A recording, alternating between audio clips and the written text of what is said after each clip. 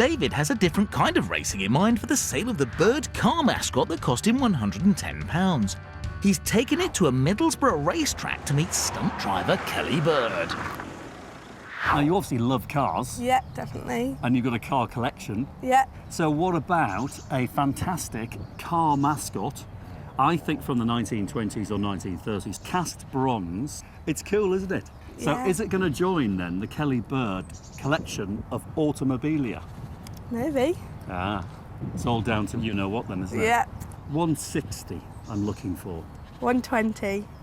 155. 140. Oh, 150 and we're done. 150. Good girl, wonderful. Thanks, Kelly. Great, marvellous. David accelerates on with a £40 profit for the car mascot, and he's spinning with delight.